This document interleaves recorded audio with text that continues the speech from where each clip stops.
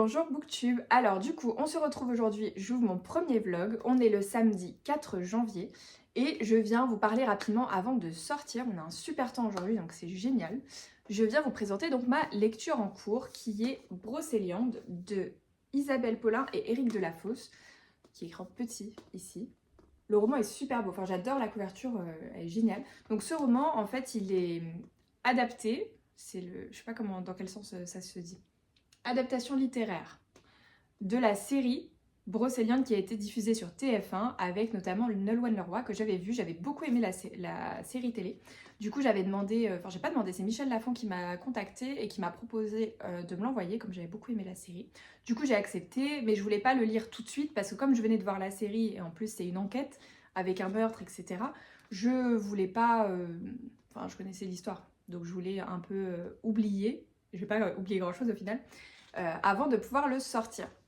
Donc là c'est chose faite, j'en suis à la page 250 sur 300, donc il sera terminé tout à l'heure, j'espérais le terminer avant de sortir mais ce sera pas le cas. Il se lit très très vite, il y a énormément de dialogues, en fait le fait que ce soit une adaptation de la série, ils reprennent vraiment je pense quasi la totalité des dialogues de la série. L'intrigue va très vite, surtout qu'en plus moi je la connais, donc j'ai pas le recul d'un lecteur qui n'a pas vu la série. Pour le coup, moi je trouve que ça va très très vite. Beaucoup plus que dans la série qui faisait, je sais plus combien d'épisodes, mais à minima 6, voire 8, je crois. J'aurais dû vérifier ça avant de te prendre la caméra. J'ai pas pensé, c'est pas grave. C'est une information comme une autre. Mais voilà, et je trouve que ça va très très vite. Les événements s'enchaînent davantage. Comme il n'y a pas le cliffhanger, vous savez, de fin d'épisode. En fait, on enchaîne et ça va très vite. C'est chouette, c'est vraiment très très très très fidèle à la série. Je pense qu'il n'y a rien qui diffère. Là, il y a juste eu un petit élément, mais je pense que je ne m'en souvenais pas, que j'ai lu ce matin. Je vous raconte pas parce que c'est à la fin voilà, d'un événement. C'est pas un meurtre, mais un rebondissement, on va dire, dans l'histoire. Je le visualisais pas comme ça, mais en vrai, je pense qu'il était comme ça dans la série et c'est juste moi qui me souviens pas de ce petit détail. Voilà, mais sinon, très fidèle à la série télé que moi j'avais beaucoup aimé. Donc Page Turner, il se lit très vite, même si vous n'avez pas vu la série, je pense, parce que, bah, comme je disais, il y a beaucoup de dialogues. On est vraiment dans cet univers... Ah oui, je vous ai même pas parlé de l'histoire, parce que moi je pars du principe que tout le monde la connaît, mais pas du tout. Donc Brocéliande. Alors on suit Fanny, qui vient d'un village en Bretagne et qui déménage en région parisienne suite au meurtre présumé, parce qu'il n'y a pas de cadavre, au meurtre présumé de sa meilleure amie Laura, quand elles étaient jeunes, elles avaient 20 ans. Et tout l'accuse en fait, et elle, de toutes ces rumeurs, elle se souvient pas de cette soirée-là, elle a un gros blackout, et du coup, elle décide de partir et faire sa vie ailleurs, elle est douée en chimie, etc. Donc elle fait sa carrière là-dedans. Et un jour, quelqu'un lui envoie une serpe en colis chez elle, et là elle se dit, mais enfin, c'est l'arbre avec laquelle elle s'est réveillée en fait, suite à la disparition de Laura. Et donc c'est pour ça que tout l'accusait. Et donc elle se dit, enfin pourquoi on m'envoie ça, etc. Donc elle décide de retourner à Brocéliande et dans ce petit village pour comprendre enfin, pourquoi on lui envoie ça, qui la menace de cette manière-là, etc.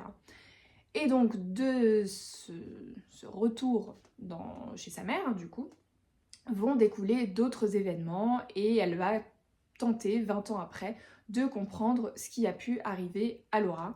Et est-ce que elle a pu la tuer réellement, elle a aucun souvenir de cette soirée-là, mais elle le pense pas, ou est-ce que c'est quelqu'un d'autre et tout accuse absolument tout le monde. Tout le monde est soupçonné et j'avais eu ce sentiment-là dans la série justement où on finit par accuser, enfin vraiment que ce soit la mère de Fanny, le voisin, le petit ami, machin, tout le monde y passe. Et franchement, non, l'histoire est chouette. Après, en termes d'intrigue polar, je sais pas trop... En fait, là, du coup, je vois venir les choses, mais parce que je l'ai vu dans la série. Mais dans la série, moi, j'avais pas deviné. Hein. J'ai une copine on l'a regardé en même temps. Elle avait deviné, moi non. J'avais soupçonné une personne très proche du meurtrier, mais pas cette personne-là. Voilà, donc écoutez, en tout cas, moi j'aime beaucoup. Ça se lit très vite, donc c'est l'avantage. Et puis, Voilà. Et ensuite là ce matin j'ai commencé en audio en me préparant et je vais continuer dans la voiture là parce que j'ai un petit peu de route aujourd'hui, j'ai 1h30 en tout aller-retour de voiture à peu près. J'ai commencé Les Disparus de Blackmore d'Henri Leeuwenbruck. Au début j'ai écouté les premières minutes et je me suis dit oula, en audio je suis pas sûre que ce soit le bon truc parce que c'est quand même assez historique. Et au final pour l'instant j'aime bien. Écoutez, ça a l'air assez féministe, avec une criminologue, etc. Donc c'est historique. Octobre 1925. À Blackmore, une île coupée du monde au large de Guernesey. Donc voilà, j'en sais très très peu, donc c'est pour ça que je vais pas vous faire plus sur le résumé. Mais pour l'instant, en tout cas, j'aime bien. Et ce côté, au final, féministe pour l'époque, j'aime bien. Voilà, donc pour mes 2 lectures en cours, je pense que celui-ci, je le garderai en audio. Peut-être que je le basculerai en papier, mais j'aimerais débuter un autre roman ce soir. Voilà pour mes 2 lectures. Je vous laisse là pour aujourd'hui et puis on se retrouve plus tard. Passez une bonne journée. Enfin, bonne journée, non. Du coup, là, on va être sur des vlogs, on n'est plus sur Instagram, donc à la suite, on se dit à la suite du vlog un autre jour. Voilà. Allez, ciao. Et bonjour Booktube, alors je passe aujourd'hui rapidement pour que vous puissiez constater ma tête, voilà. Et en fait je donne tout pour mes photos Instagram. Là aujourd'hui vraiment j'aurais tout osé. Je sais pas quand est-ce que je la posterai, mais ça me tenait à cœur de faire une belle photo pour ce roman qui est Love Never Fails, que j'ai adoré et qui est sur la dépression, sur un groupe de rock, etc. Donc écoutez, j'ai fait en conséquence voilà, la photo avec la tenue et le make-up adéquat pour essayer de refléter comme je pouvais l'ambiance de ce roman. Voilà, c'était juste pour vous dire ça. Je repasse tout à l'heure vous parler lecture, parce que là, vous parlez avec cette tête-là, c'est un peu space quand même. Mais là, je vais aller prendre ma douche et aller enlever tout ça. Mais je repasse tout à l'heure pour vous dire Brocéliande que j'ai terminé, donc vous en parler rapidement. Et également vous faire un update du roman que j'ai commencé hier soir. Voilà, je repasse tout à l'heure.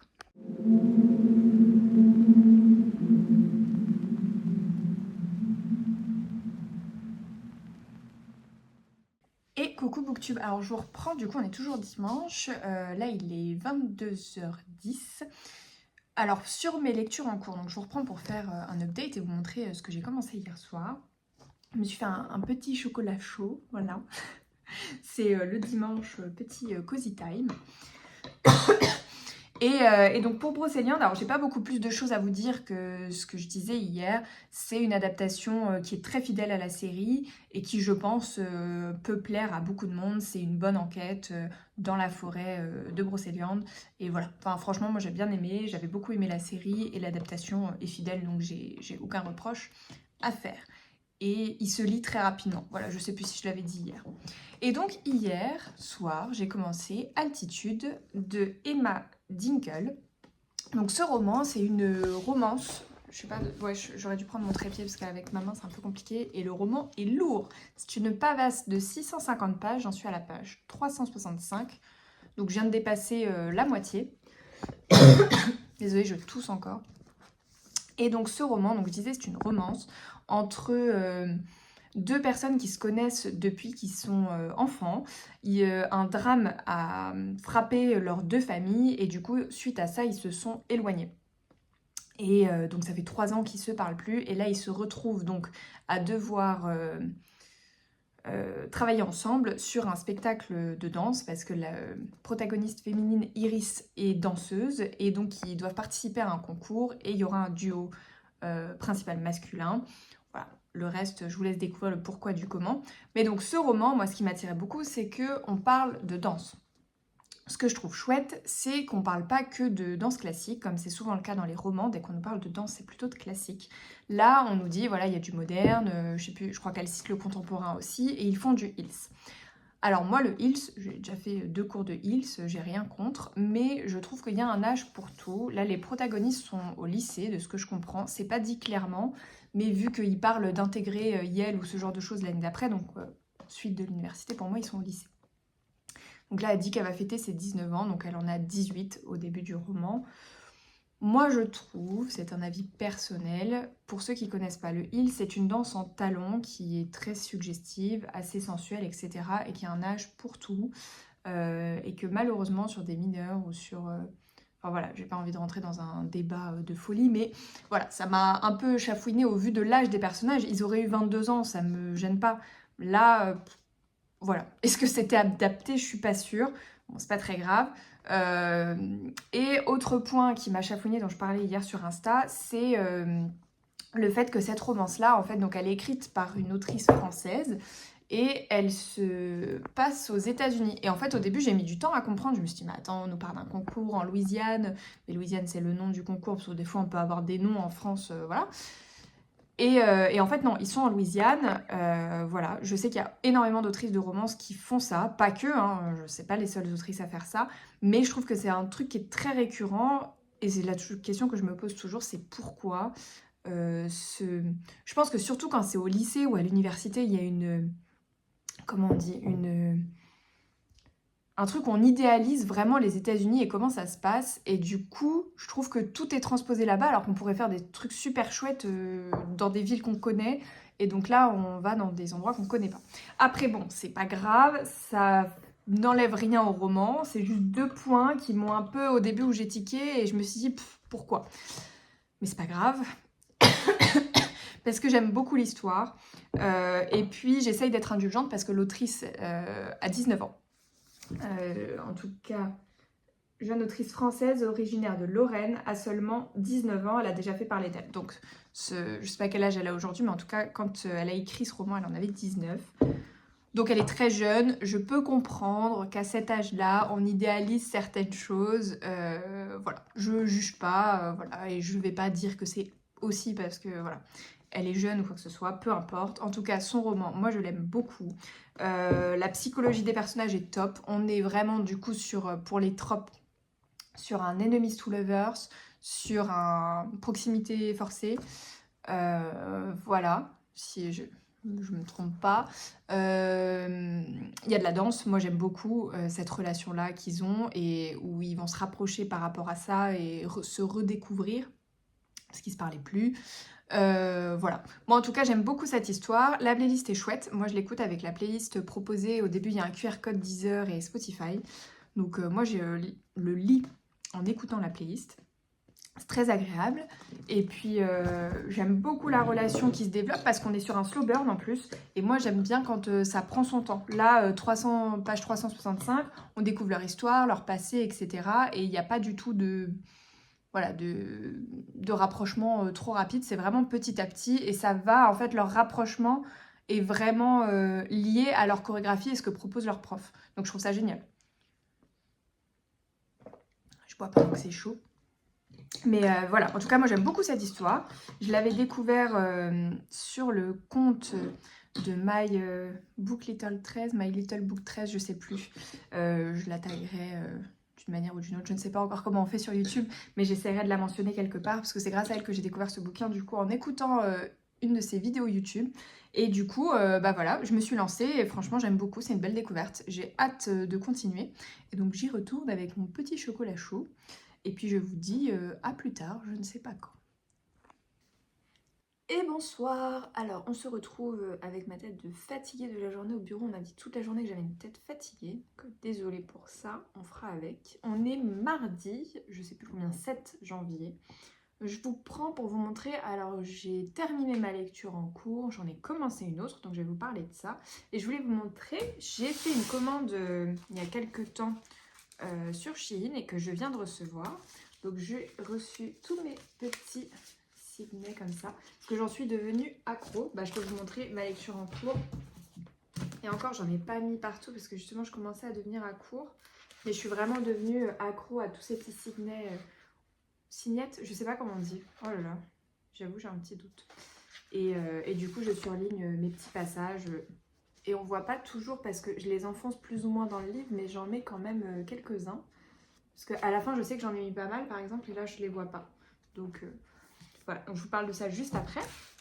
Donc, je me suis pris plein de nouvelles couleurs parce que j'avais du bleu, du vert et du rose. Et je commençais à devenir à court. Donc, j'ai pris plein d'autres couleurs. Il faut que je me trouve une petite boîte où ranger tout ça. Parce que franchement, je trouve ça hyper cool. Et quand le livre est bon, franchement, moi, j'en mets tout le temps, quoi, dedans.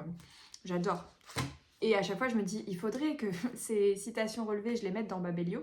Et je ne le fais pas, parce que, voilà, par flemme, manque de temps, voilà, c'est pas ma priorité, j'avoue.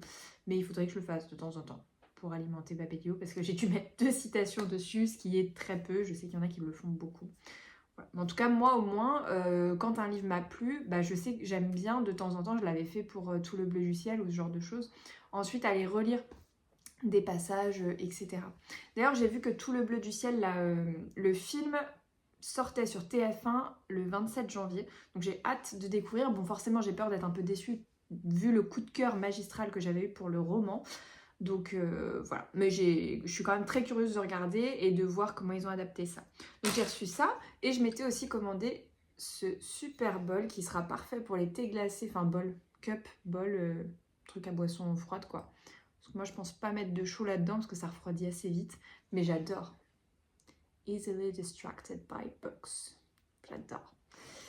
Et parce qu'en fait, j'en ai offert des trucs comme ça à plusieurs personnes. Et à chaque fois, je me dis, ah, il faudra que je m'en prenne à l'occasion, etc. Puis je l'ai jamais fait. Et là, je me suis dit, bon, allez, c'est mon tour, je m'en achète. Et donc, je pourrais mettre mes petits lattés que je fais avec des glaçons l'été, mes thés glacés, mes matchas glacés, etc.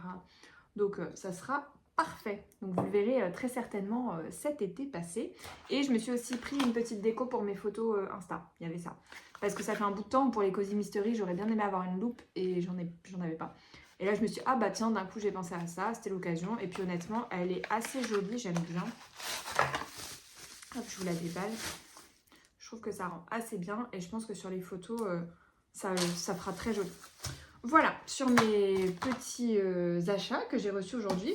Et donc, je vous fais un update final de ce roman, du coup, que j'ai terminé hier soir. J'ai adoré ce roman. Mis à part du coup les 2 petits points que je vous ai cités précédemment, donc sur le Hills ou sur la localisation aux États-Unis, alors que l'autrice est française, vraiment, ce roman, il est addictif, il est page-turner, les personnages, que ce soit le personnage d'Ange, donc masculin, ou le personnage d'Iris, donc féminin, ils sont top. Franchement, tous les deux, j'ai trouvé leur passé, leur profondeur vraiment très intéressante sur le deuil de leurs pères respectifs. C'était vraiment super.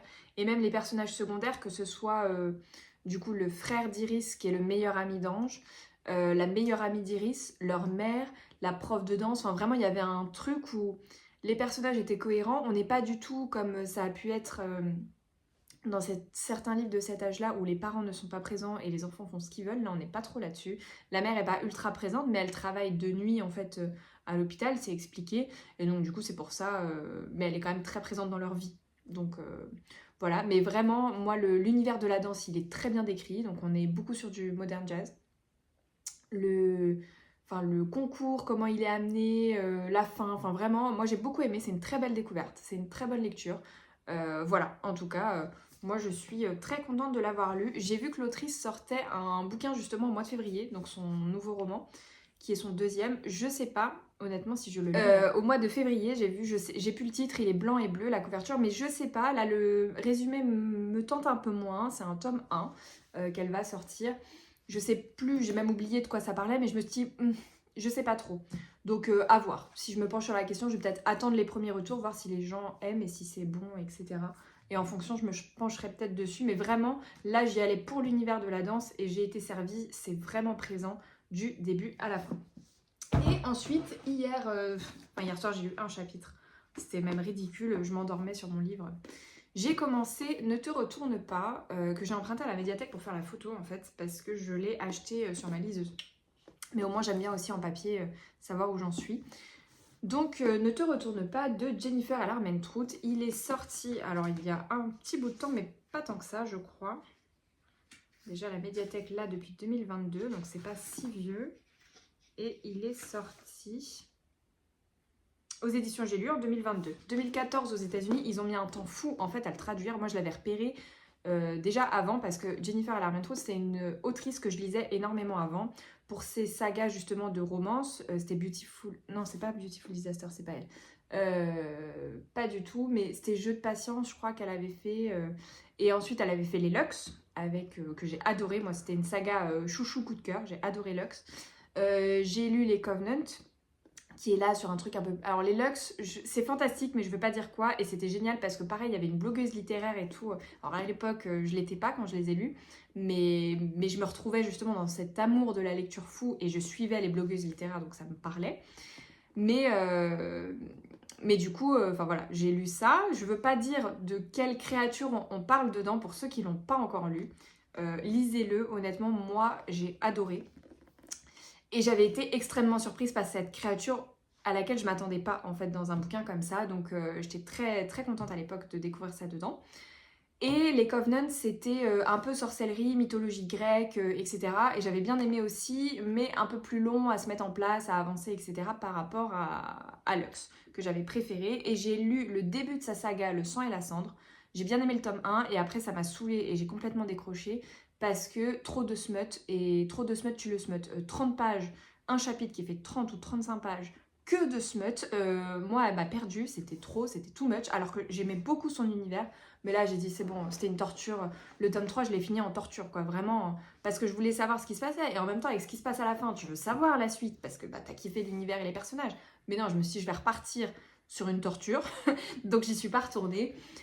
Mais celui-ci se veut être un thriller psychologique, de ce que j'ai compris. J'ai essayé de regarder, comme moi, je ne suis qu'au début. Je suis à la page 92, là, sur 410. Donc, je suis vraiment au premier quart du roman. Et donc là, on suit, alors j'ai oublié son prénom, Samantha, donc qui est, on la découvre, elle est sur une scène où elle est en sang, en fait, au bord de la route, et elle a une amnésie totale. Elle ne sait plus comment elle s'appelle, elle ne sait plus qui elle est, on lui présente ses parents, elle ne reconnaît plus ses parents, elle retourne en cours, alors, quel âge elle a? Elle est au lycée, pareil, elle est assez jeune, même plus jeune que dans le roman précédent, je pense. Enfin, elle est en cours de chimie, etc. Elle mange à la cantine. Enfin, vraiment, on est très lycée. Ce qui me gêne pas. L'écriture, par contre, est assez simple. Alors, je sais plus s'il y avait ça à l'époque, mais comme je l'ai lu plus jeune, ça me gênait peut-être moins. Après, là, c'est pas gênant, mais voilà, on n'est pas sur une écriture développée, complexe ou quoi que ce soit, pas du tout. Mais en tout cas, on découvre avec elle, du coup, des choses assez mystérieuses. Et qu'est-ce qui s'est passé? Quand elle se retrouve au bord de la route, on lui apprend que elle, sa meilleure amie, a disparu, mais qu'on l'a pas retrouvée. Elle découvre des choses sur elle qu'elle déteste. Elle se dit, mais c'est pas moi qui ai pu faire ça. Enfin voilà, c'est très mystérieux. Donc, bah écoutez, j'ai hâte d'en découvrir plus et ce sera fait ce soir. Enfin, honnêtement, je suis crevée. Je pense tomber ce soir très très vite. J'espérais arriver à la page 200 avant de dormir, mais honnêtement, ça m'étonnerait qu'on en soit là parce que je pique déjà du nez. Donc voilà, j'ai pas encore mangé, j'ai pas encore pris ma douche. Donc voilà, je passais juste rapidement vous dire ça. Et puis, bah écoutez, je vous retrouve peut-être demain ou jeudi, parce que demain soir, peut-être que je sors. Donc peut-être jeudi, où je vous ferai un update du coup en ayant un peu plus avancé ce roman. Et peut-être, pourquoi pas, l'avoir terminé. Voilà, mais en tout cas, pour l'instant, j'aime bien. Écoutez, c'est différent. C'est pas le thriller, voilà, où on sait que c'est très bien écrit, etc. Je trouve que ça fait assez jeunesse. Mais justement, je pense que pour la jeunesse, ça fait un très bon thriller. Je sais pas s'il est qualifié en tant que jeunesse. Parce que j'ai lu, c'est dans le rayon adulte, je crois. Ah si, ouais, en tout cas, à la médiathèque, il est envoyé. Voilà. Bon, écoutez, c'est tout pour moi. Et puis, bah, je vous retrouve plus tard. Ciao. Et bonsoir, je vous prends la même place qu'hier, tenue différente. Nous sommes le mercredi 8 janvier, qui est aujourd'hui l'anniversaire de ma petite sœur. Donc la date, là, aujourd'hui, je la connais, on est bon. Je devais sortir, au final, c'est pas le cas, parce que j'avais complètement oublié que j'avais les relevés du compteur d'eau aujourd'hui de la copro. Donc écoutez, tant pis, je ne suis pas sortie, mais je peux vous prendre. Et en plus, j'ai eu une petite réception dans la boîte aux lettres. Donc on va ouvrir ça ensemble. Ça nous vient des éditions de l'Archipel, avec qui je suis partenaire pour l'année 2025. Je sais déjà ce que c'est, parce que je l'ai demandé. Et j'ai vu que tout le monde avait commencé à le recevoir. Et donc j'ai reçu, donc, dans la collection Instant Suspendu, que j'aime beaucoup, La cadette de mes soucis, de Marjolaine Solaro. Donc je vais découvrir l'autrice. Je trouve le roman très beau, j'adore la couleur. Vraiment ce truc un peu sable, j'adore. Très joli. Alors, il est à paraître le... Est-ce qu'ils l'ont mis dessus? Oui, le 16 janvier. Il est au prix de 19,90 € et il fait 352 pages. Et son précédent roman, c'était celui-là. Je ne sais pas si vous allez voir la couve. Mais voilà, donc là on a le petit papier avec le résumé que je vais vous lire. Il est un peu... Ah, il a pris la pluie. Oh, il y a une petite... trop gentille. Il y a une petite carte de l'autrice qu'elle nous a glissée dans le roman. Oh, c'est trop gentil. Et du coup, je pense, vu qu'il n'est pas dédicacé, je pense qu'elle a envoyé les cartes à la maison d'édition. Ça doit être un truc comme ça, qu'elle n'a pas pu s'y rendre et du coup, ils nous ont glissé les cartes dedans. C'est trop gentil. Du coup, à notre prénom, etc. Trop bien. Et du coup, je découvre en même temps l'objet livre où vous voyez les chapitres. Il y a des petites fleurs. C'est très joli, j'aime beaucoup. J'adore quand il y a des petits détails comme ça. Ouais, c'est ça, c'est des fleurs sur les en-têtes de chapitres. Très joli. Mais ouais, oh, je suis dégoûtée. Il a pris un peu l'eau, il a gondolé. Je sais pas si vous allez voir. Ouais, on voit quand même. Hein. Il a gondolé dans la boîte aux lettres aujourd'hui. Bah ouais, il a plu toute la journée. Voilà, donc je vous lis le résumé. Un mariage heureux, un petit garçon en pleine santé et une petite fille en route. Un film en préparation, tout sourit à Églantine, jeune réalisatrice ambitieuse. Alors qu'elle maîtrise son quotidien au millimètre près pour tout concilier, une jaunisse nécessite son hospitalisation. Les spécialistes se succèdent à son chevet sans pouvoir identifier ce dont elle souffre, laissant planer des doutes sur sa santé et celle de son bébé. La vie entière de la jeune femme se trouve chamboulée par cette mystérieuse maladie qui vient révéler des secrets familiaux inattendus. Églantine découvre que, 30 ans auparavant, sa mère a perdu un bébé à 7 mois de grossesse. Y aurait-il une funeste malédiction qui pèse sur les femmes de sa famille? Si tel est le cas, comment peut-elle y mettre fin? Voilà, donc déjà, moi c'est typiquement le type d'histoire que j'aime découvrir. Non, vraiment, l'objet livre est top, j'adore. Trop stylé. Donc là, vous voyez, vous avez les couvertures à rabat avec un mot de l'autrice, je pense, c'est une citation de l'autrice. Et les petites poupées russes. Je pense que c'est des poupées russes, oui, c'est ça, elles ont des tailles différentes. Et puis derrière, pareil, on a le rabat avec du coup, voilà, là on le voit en couleur, le roman précédent. Non, franchement, j'adore. Parce qu'en fait, je crois que je les ai toujours lus en format poche, les instants suspendus. Je les ai jamais eu en grand format. Je sais pas s'ils sont tous faits comme ça avec le rabat, etc. Mais en tout cas, j'adore. Enfin, en tout cas, je valide. Et cette couleur, pareil. Hâte de découvrir. Et du coup, ça sera une de mes prochaines lectures que je vais pas tarder à enchaîner. Parce que là, du coup, je vais lire celui-ci. Enfin, je termine celui-là, dont je vais vous parler juste après. Et j'ai Époque à lire pour une rencontre Babelio la semaine prochaine. Donc celui-là, c'est sûr, je pense que ce sera le prochain. Et celui-là, sûrement juste après. Voilà. Très contente. Et c'est justement ce qu'on disait sur le groupe de l'archipel. C'est le petit baume au cœur après une journée pluvieuse. Quand tu découvres le livre dans la boîte aux lettres, ça fait toujours plaisir. Et c'est le petit truc positif de la journée. Donc ce roman, j'ai dépassé la moitié, j'en suis page 236 sur 400 et quelques. Je vais pas trop m'éterniser sur la question parce que j'ai pas envie que mon vlog fasse des heures. Mais donc bon, j'aime bien, mais c'est très jeunesse. Enfin, je m'attendais à quand même un peu plus de mystère. On est toujours sur sa perte de mémoire. Il y a quand même une amourette entre son vrai petit ami, le petit ami de sa meilleure amie, enfin il y a toute une histoire. C'est bien et je pense que je l'aurais adoré il y a quelques années, mais que là c'est plus trop ma came. Ça reste une bonne lecture, hein. C'est pas catastrophique, attention, pas du tout. Et je pense que ça peut plaire vraiment à des gens qui aiment la jeunesse, ce qui est plus trop mon cas. Et je le lisais parce que c'est une autrice que j'aimais beaucoup. Mais en tout cas, ouais, la jeunesse, en tout cas à ce point-là, sur l'écriture et le manque de développement des personnages, en fait, enfin, c'est pas le manque de développement, je les trouve très immatures, en fait. Et du coup, ça me gêne un petit peu. Parce que pour prendre pour exemple, j'ai lu 2 livres avec des personnages qui étaient assez jeunes, donc sur les romances, là, dernièrement, et que j'ai adoré, qui sont Love Never Fails, où là, pareil, elle a à peine 18 ans, je crois, au début du roman. Et il est classé de toute façon en jeunesse par Albin Michel. Et pourtant, le roman était génial, c'était hyper développé, hyper profond, et voilà. Donc comme quoi, c'est pas que l'âge des personnages qui joue, je pense que c'est la manière de l'écrire aussi. Et là, je trouve que la manière est un peu plus immature. Voilà. Donc écoutez, je vais quand même continuer ma lecture, je passe un bon moment, hein. C'est pas catastrophique, mais c'est pas le roman de l'année. Voilà, et je vous dis à plus tard, certainement à demain. Bonjour Booktube, alors je vous retrouve aujourd'hui, j'ai un peu de voix mais j'en ai pas de fou donc peut-être que vous m'entendrez un peu moins bien, je vais essayer de pas trop forcer. Je vous retrouve du coup au fin fond de mon canapé avec la grippe, voilà. Donc je suis restée sous mon plaid, j'ai un thé chaud là pour filmer, mais je voulais quand même clôturer mon vlog aujourd'hui. Désolée, ça va être un peu compliqué, mais voilà, je voulais quand même vous parler de tout ça. Je vais essayer de passer assez rapidement, vous m'excuserez. Je voulais pas prendre trop de retard et quand même vous parler de mes lectures. Alors, donc j'ai terminé ce roman, donc c'était il y a quelques jours. J'ai pas beaucoup de choses à dire plus sur celui-ci. Je suis globalement pas déçue, mais c'est quand même assez jeunesse. Ça m'a pas forcément transcendée ou convaincue, notamment parce que j'ai trouvé les personnages assez immatures. Ça, je crois que je vous en avais parlé dans la vidéo précédente. Et, euh, et en fait, c'est censé être un thriller psychologique. Et j'ai pas du tout eu ce truc qui est haletant où on sent qu'on est oppressé, où ça va travailler la psychologie tout simplement. Moi je l'ai pas ressenti, en tout cas dans ce roman-là. Donc voilà, je pense que ça peut plaire à un public plus jeune ou à un public qui n'a pas l'habitude de lire des choses assez psychologiques. Peut-être que eux ça les travaillera, là pour moi c'était pas assez pour que ça me procure des émotions comme j'aime bien. Et recoucou, c'est la moi du montage en fait qui passe parce que j'ai complètement oublié de vous parler d'un roman que j'ai terminé hier.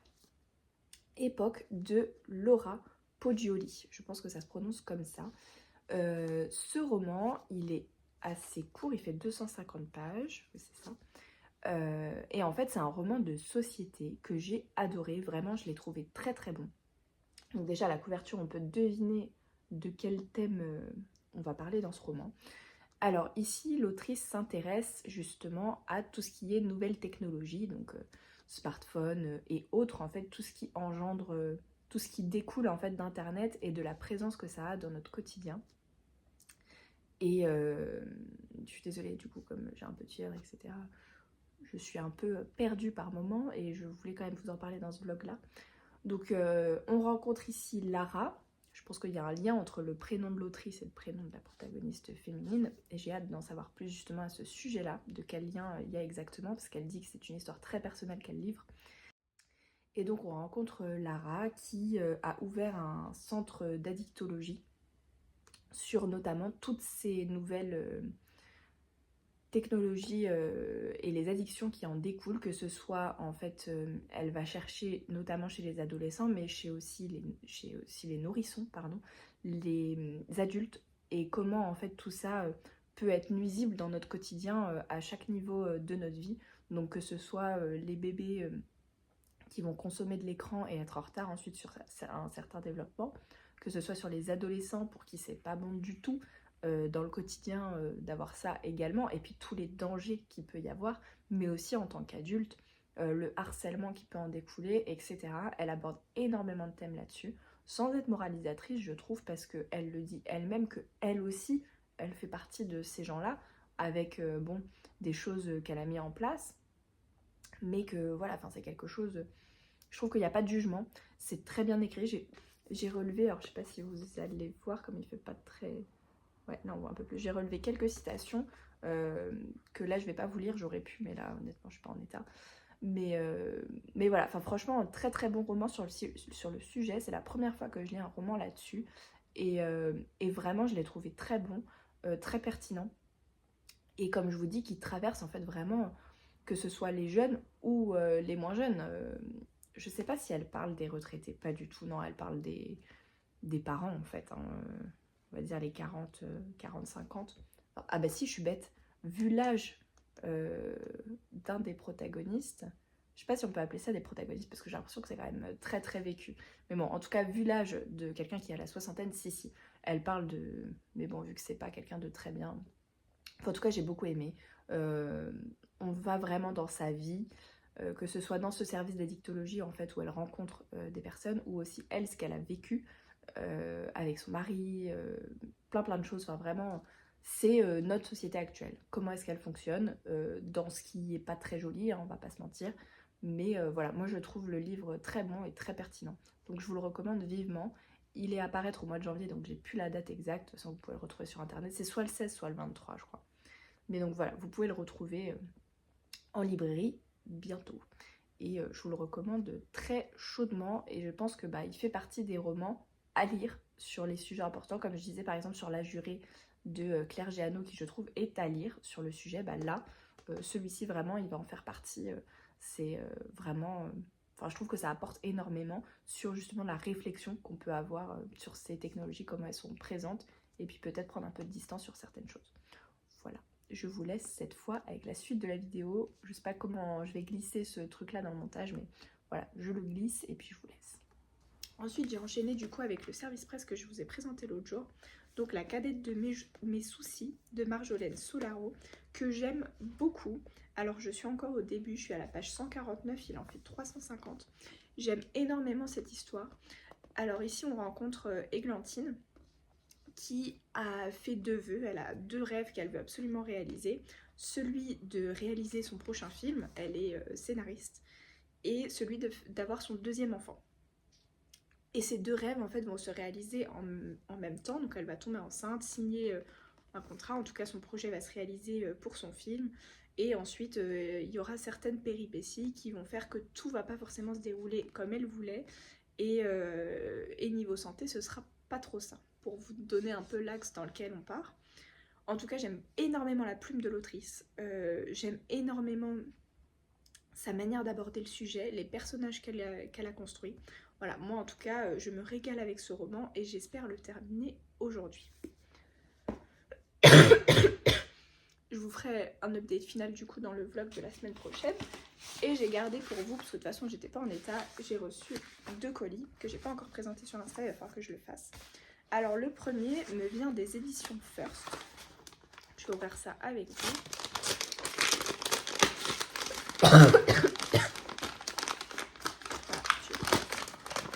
Je suis en arrêt, hein. Je suis malade, on est mon canapé. Oh, c'est bien emballé. Donc on a la petite, je sais plus comment on appelle ça, papier de soie. Voilà, je vais le garder, tiens, ça c'est toujours utile. Et donc j'ai reçu les joyeuses listes de Matou. Alors, plus comme je suis au niveau de la fenêtre, j'aime beaucoup la couleur.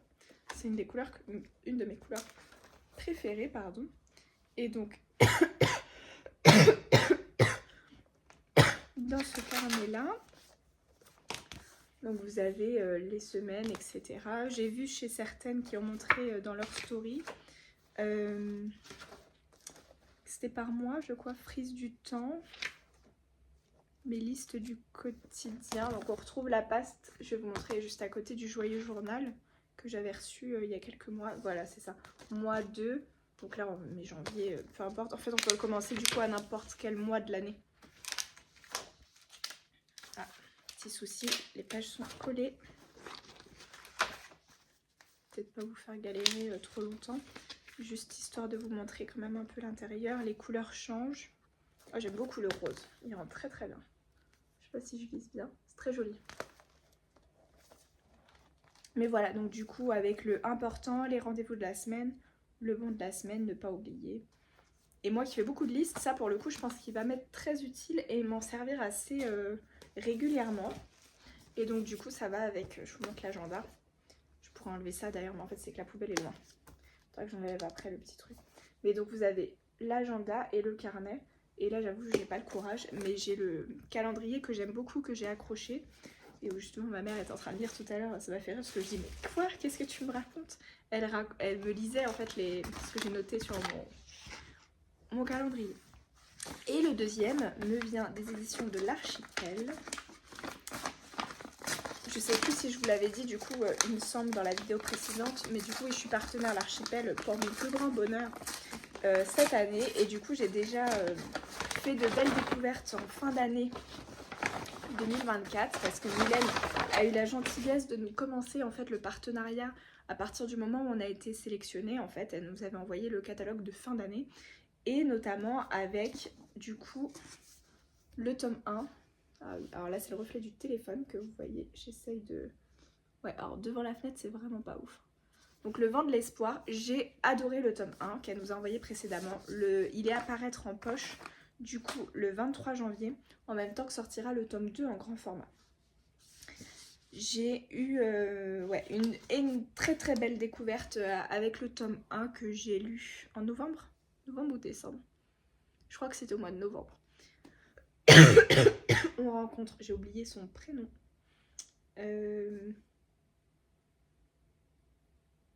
Lisa?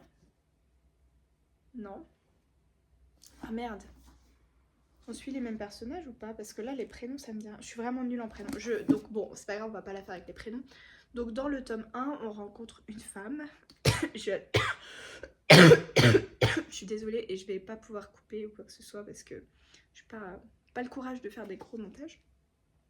Mais donc on rencontre donc cette jeune femme qui travaille, fait des ménages dans une famille et ensuite son père la retire de cette famille où elle s'épanouissait et il lui dit bah voilà, maintenant tu vas devoir te marier avec un tel qui est un vieux schnock vraiment horrible, quelqu'un de très méchant, violent et beaucoup plus vieux qu'elle, alcoolique je crois en plus, et elle dit mais enfin hors de question, et donc elle fait le choix de s'enfuir pour l'Australie.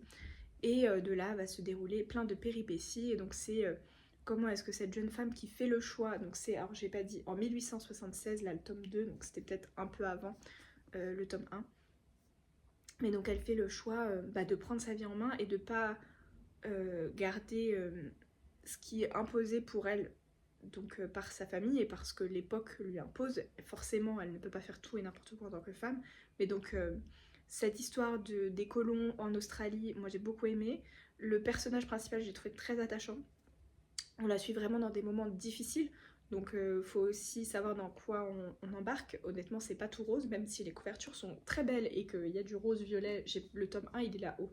Du coup, je vous le montrerai pas, désolée. Voilà, là c'est malade. Hein. J'ai pas préparé, je vous montre ça histoire 2.